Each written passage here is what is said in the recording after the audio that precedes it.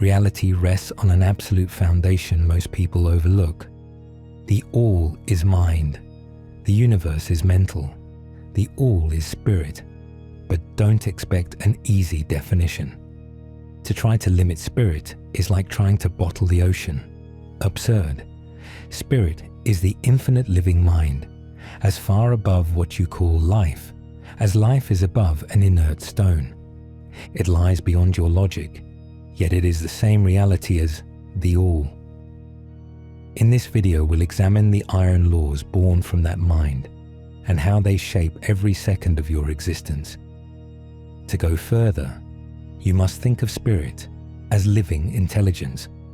While accepting you will never contain it, you have two choices. Accept this pillar as the basis of all that is, or be forced to stop thinking. Prepare yourself. We begin now. We will study the universe as a whole, and each part within the whole. What is the universe we inhabit really? If we accept the premise that nothing can exist outside the all, we hit a question with no easy exit. Is the universe the all itself? The answer is an absolute no. The universe you perceive is a web of separate units, loose pieces in constant change. The all, by definition, is total unity and unchanging rest. The two simply do not match. If the universe is not the all, the simplest logic tempts us to call it nothing, a meaningless void. But that satisfies no one. You are here, I am here. We feel the weight of matter and the pulse of life. If the universe is something, yet not the all, what are we looking at? If it has any kind of existence, it must be a creation of the all. But then the dilemma appears. Nothing comes from nothing. From what material could the Creator fashion a world? Some have tried to solve this by saying, the all made the world out of itself, drawing it from its own infinite substance as if it were clay. That cannot stand. The all is not a physical object you can cut, subtract, or increase. If the universe were a piece of the all, then every atom, every stone, every blind force of nature would know it is the absolute. There would be no ignorance and no limited beings, only infinite consciousness everywhere. From this mistake comes a common trap. People realize that the all is in all things, and then declare with arrogance, I am God. The wise can only pity that claim. If a single cell in your body shouted, I am the man, it would be more coherent. So we return to the riddle. If the universe is not the all and not a portion of its substance, what else can it be made of? This is the question we must answer if we want to understand our reality. To find the way out, we use our tool, the principle of correspondence. As above, so below, as below, so above. We look at what happens on our plane to infer what happens on higher planes. How do human beings create? First, we build things from external materials, from something that exists outside us. That is impossible for the all, because outside the all there is nothing. Second, we create by procreation, multiplying by transferring part of our own substance. That also fails here. The all cannot tear off a portion of itself or divide. That would mean the absolute can lose something or be changed, an absurdity. Is there another way a human being can create, beyond using our hands or reproducing? Yes, and it is the key to everything. Mental creation. When you imagine a world, you don't go outside to find wood or stone. You don't physically divide yourself so the idea can live. And yet, your spirit, your very essence, fills that image and sustains it. If we apply the principle of correspondence, the conclusion is unavoidable. The all creates the universe in a way very similar to how you generate mental images. This is not a modern invention. It is the precise point where pure reasoning meets what the illuminated have said in every age. It is what Hermes taught, and what sages have repeated quietly for millennia. The All has no other mode of creation. It cannot use external materials because nothing exists outside the All, and it cannot fragment its own substance because it is indivisible. By elimination, reason tells us that the cosmos is a construction of mind. You can create an entire universe in your imagination right now. The difference is that yours is the product of a finite mind, while the universe we inhabit is the work of an infinite mind. The process is the same in nature, but the scale is beyond comparison. Later we will examine this with care, but for now fix this in your awareness. The universe and all it contains is a mental creation of the All. All is mind. The Kybalion expresses it in a way that overturns our sense of time. The All creates countless universes within its infinite mind. Worlds that, for us, endure for ages mean no more to it than a fleeting moment. What we call the birth, growth, and death of a million galaxies is, to the Absolute, a single movement of thought. That infinite mind is the matrix, the womb, in which everything that exists is formed. Within this process, the principle of gender manifests on every plane, the material, the mental, and the spiritual. But do not confuse gender with sex. Sex is only the small biological shadow of a far greater law. Gender means generation, the law of giving life and creating. Wherever anything is created, this principle is at work. We are not teaching gods with male or female bodies. That would be childish. The All is above gender, time, and space. It is the source of law, not its servant. Yet when the All manifests on the plane of creation, it operates through this principle, projecting its masculine and feminine aspects on the mental plane. This may feel shocking at first, but look closely, and you will see you have always half known it. People speak instinctively of the fatherhood of God and the motherhood of nature. They recognize a divine father as will and a universal mother as the matrix that gives form to life. Intuition already knows the law. For the universe to exist, these two mental forces must work in perfect union.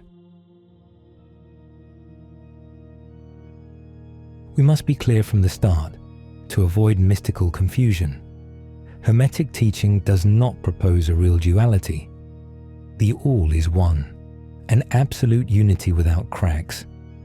What we perceive as two distinct forces are simply phases of one manifestation. It is one mind operating in two modes to bring existence into being. The doctrine teaches that the masculine principle, as manifested by the All, remains in a certain sense apart from the physical creation of the universe. It is pure will, the intention that projects its power upon the feminine principle, commonly called nature. It is within this universal matrix that the true work of evolution begins. From the smallest, most microscopic centers of activity, through the human being, and far beyond into planes we cannot even imagine, everything unfolds under unbreakable natural law.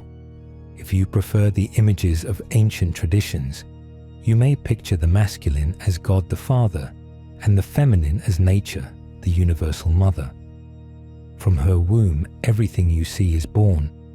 But understand, this is more than poetic metaphor. It is the technical description of a creative process. The entire cosmos exists, is generated, and is sustained within one infinite mind. To bring this down to your own life, apply the principle of correspondence. Observe your own mind. The part you call I remains, in essence, apart from the thoughts and images crossing your intellect. And there is the me, the region of mind in which ideas and memories actively arise. The I observes what the me produces. As above, so below, as below, so above. This small fact within you is a key to the larger riddles of higher planes. Is it any wonder you feel an instinctive reverence for father and mother? When you look at the wonders of nature and feel moved to the core, you are recognizing something deep. You seek the mother mind, like a child pressing close to the maternal breast for safety. Do not make the mistake of thinking this small world, the Earth, is the whole universe. Our planet is a grain of sand in an infinite ocean. There are millions upon millions of similar worlds, and countless others far greater and more complex. All of them exist at once within the mind of the One. Even within our own solar system, there are regions and planes of life higher than ours. There are beings with powers and attributes so exalted that, compared to them, we are like amoeba.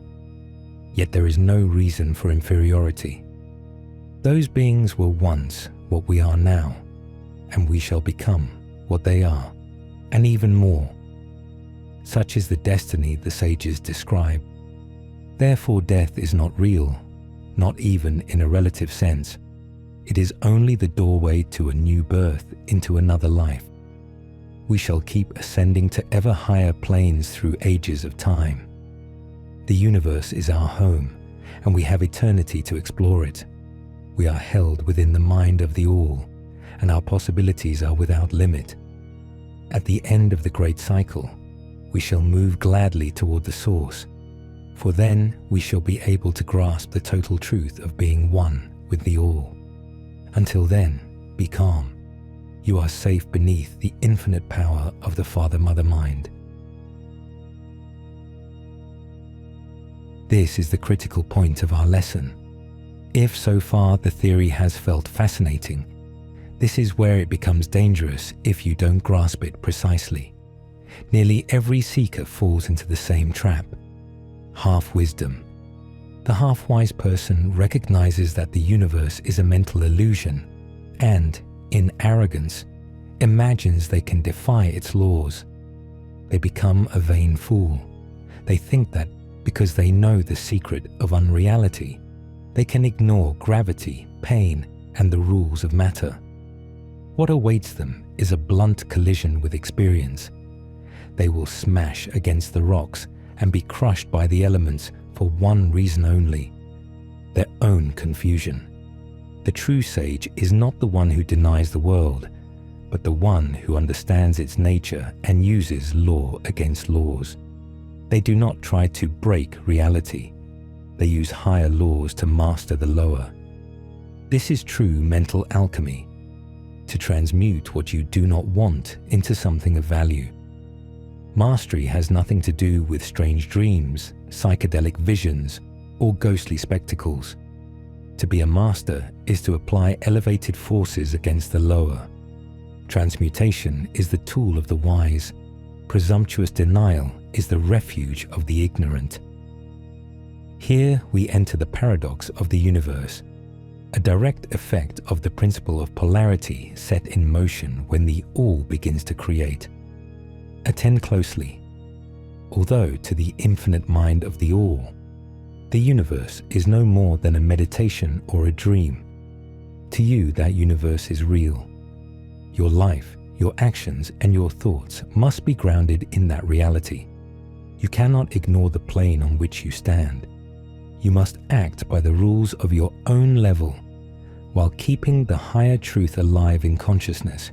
If the All had imagined a universe that was real and solid, rather than mental, we would have been born into tragedy. A fixed physical universe would be an unmoving prison where progress is impossible. There would be no evolution. Because the universe is a mental creation, it is plastic, it can change, and it allows ascent from lower to higher. But beware, if, through half-wisdom, you begin to live and think in this world as if it were merely one of your personal dreams, you will become a walking corpse. You will circle without advancing until the natural laws you tried to forget force you to wake with a shock. The golden rule is simple. Keep your mind on the star, but watch where you place your feet. Don't keep your head in the clouds so long that you step into an abyss for not seeing the ground. Remember the divine paradox. The universe is not, and yet it is. We must handle both poles of truth, the absolute and the relative. Hermetic teaching constantly works to keep you from forgetting the other side of the coin. Many students grow confused and begin acting against common sense because they are hypnotized by half-truths. From the standpoint of the all, in the absolute, the universe is an illusion, a passing dream, finite and insubstantial. On this, scientists, metaphysicians, and theologians agree. Whatever changes, is born, and dies, has no permanent reality. Compared with the immutability of the all, the universe is a phantasm. Yet for the finite mind living within the system, the universe is the real stage on which existence is played. Do not be deceived by the mirage of absolute unreality if you have not yet learned to walk in relative reality. Hear this carefully. Knowledge makes you free only if you know how to apply it to the ground beneath your feet. Hermetic teaching isn't trying to persuade you of something strange or alien to your reason. It simply states a truth which, however blunt it sounds, is hard to overturn. Whatever has a beginning and an end is, in essence, an illusion. The whole universe falls into that category. No matter which school of thought you follow, or which philosophy you defend, if something is born and dies, if it changes with time, then it has no permanent reality. From the absolute standpoint, only the all is real. We can argue with different words, but the conclusion does not change. Whether you believe the universe is solid matter or a mental creation, it remains mutable, insubstantial, and bound to space and change. Nothing in it stays the same forever. You must understand and feel this before you attempt to master the mental nature of the cosmos. Examine any other theory and you'll see that in the end, it admits the same instability. But to stare only at the absolute side is to see only half the picture. There is the other pole, the relative aspect of existence. We must distinguish between absolute truths, which are things as they appear to the mind of God, and relative truths, which are things as human reason can grasp them on our level. To the all, the universe is a dream, or the result of a meditation. But to you, a finite mind within the system, the universe is certainly real and must be treated as such. Do not fall into the error of ignoring or denying the phenomena in front of you. It would be fatal negligence to live as though the laws of this plane do not affect you. Remember, you are not the all. You are within its thought, and you must learn to play under its rules. Use examples you know well. Matter exists for your senses, and you would be foolish to deny that. Yet at the same time, your intelligence accepts the scientific truth. Solid matter is an appearance. Science has shown that what we call matter is an aggregation of atoms, and that atoms are, in fact, units of force vibrating in constant circular motion. If you kick a stone, the impact is real, and the pain you feel is real too. But remember, your foot, the brain that registers the shock, and the stone itself are made of the same substance, vibrating energy. Without mind to interpret that vibration, you would know nothing of the foot or the stone. What you experience is, in the last analysis, a mental interaction. Think of an artist. The ideal they are trying to place on canvas or carve in marble is very real to them. The characters a playwright creates have life, voice, and weight within imagination. If we, with our limited faculties, can grant such force to our mental creations, imagine the degree of reality held by the images projected by the infinite mind. For us, this mental universe is the only reality we will ever know. It is the stage we move upon, and the only one we can experience, even if we rise from plane to plane into higher levels of consciousness. As you ascend, the illusory nature of things becomes clearer, but the vision will not vanish until the source absorbs us at last. So do not waste time trying to escape this relative reality. Recognize its true nature and master its mental laws. Do not live to deny the world. Live to use its rules as effectively as possible on your upward path. The aim is progress, and to progress, you must learn to walk firmly on the plane where you stand today. The laws that govern this universe are not fragile or optional. They are iron laws. The fact that reality is mental does not mean it lacks solidity or order. On the contrary, everything that exists, except the all itself, moves within these unbreakable rules. What lives and manifests within the infinite mind possesses a degree of reality so powerful that it stands only one step below the pure essence of the Absolute. For that reason, chronic fear and deep insecurity are, at their root, a contradiction. We are held within an intelligence without limits. Nothing has the power to harm you outside the will of the All. In that mind we live, we move, and we have our being. When you truly take this in, a profound calm follows, the rest of a navigator who knows the ocean itself is carrying the ship. Yet on this plane, matter is still matter, and you are obliged to recognize its phenomena. Even if science and philosophy agree that solidity is a kind of appearance, an aggregation of particles, forces, and electrons vibrating at astonishing speed, its impact on daily life remains decisive. Those ceaseless vibrations form the atoms and molecules that build the physical world you touch and must deal with. The fact that these forces are, in the last analysis, expressions within the mind of the All does not make them less tangible to your human senses while you are here. The true masters do not master matter by denying it. They master it precisely because they do not ignore it. They understand how to apply higher laws against lower laws with almost mathematical precision.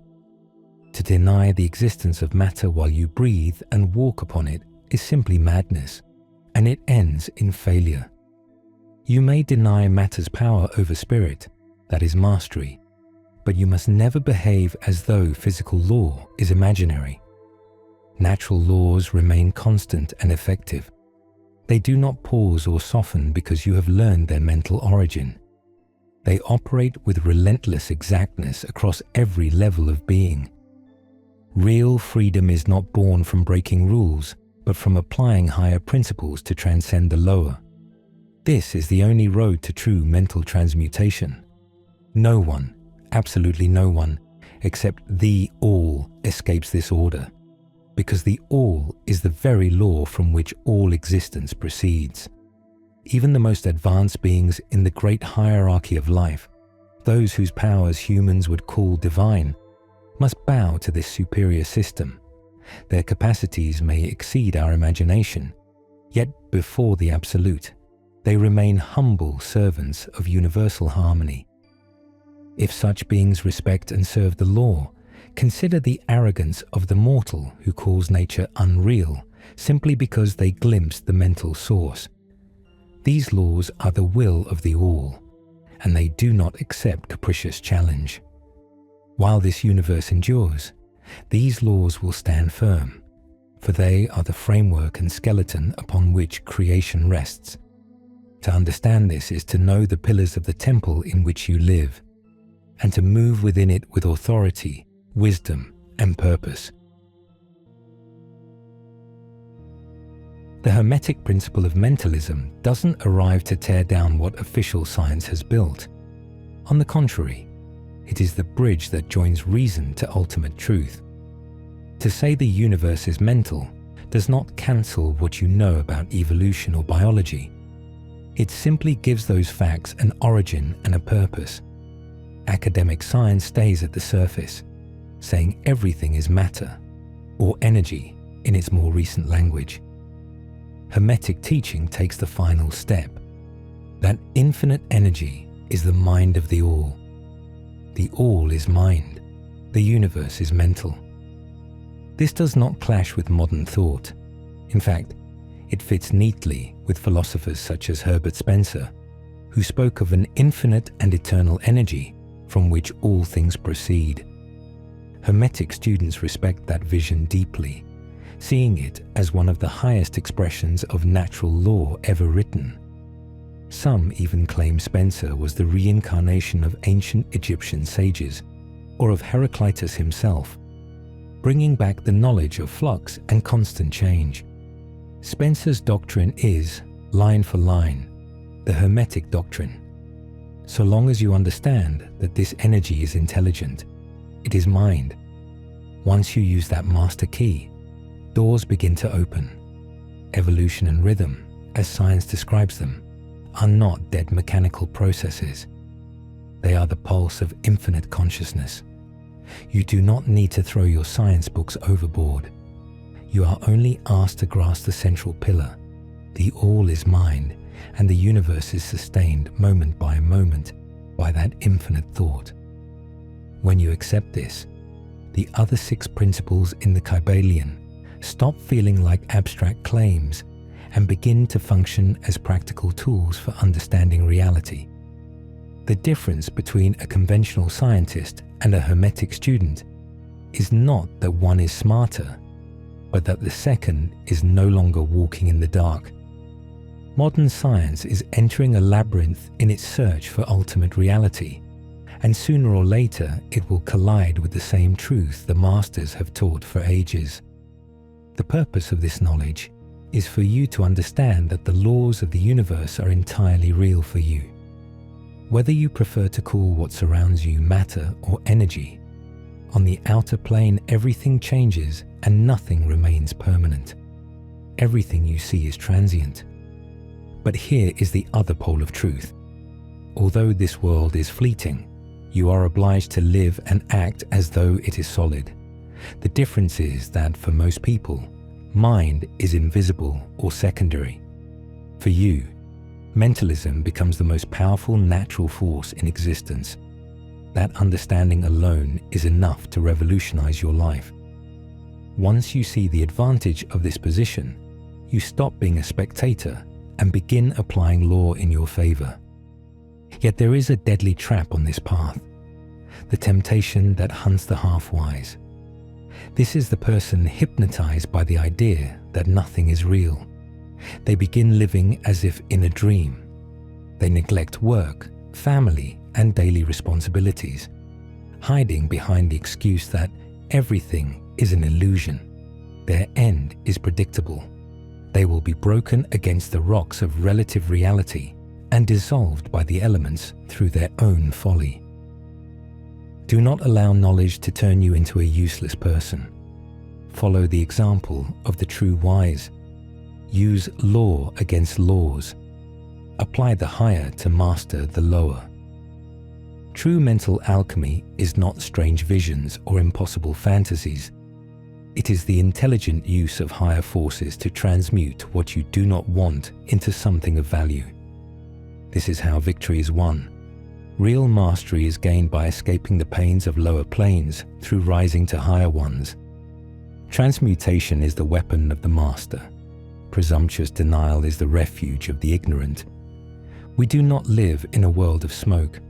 We live in a universe which, though relative, is real for us and for our work. Your mission is not to deny what surrounds you, but to live with excellence, using every available law to ascend. Do the best you can with the circumstances placed before you today, and keep your highest ideals alive. Perhaps no one knows the ultimate meaning of life on this plane, yet your own intuition tells you you will not go wrong if you try to live with greatness. We are all on the same path, and that path always leads upward, even when it includes periods of rest. Hear this carefully and follow those who know how to walk with steady steps.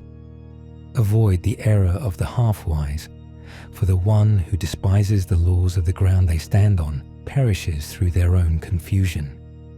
Be a master of your reality, not a slave to your fantasies. And that concludes our video.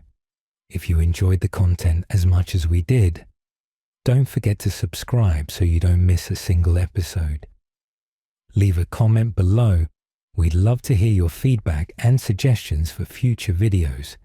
And don't forget to turn on notifications to stay up to date with all our updates. Thanks for being part of our community. See you in the next video.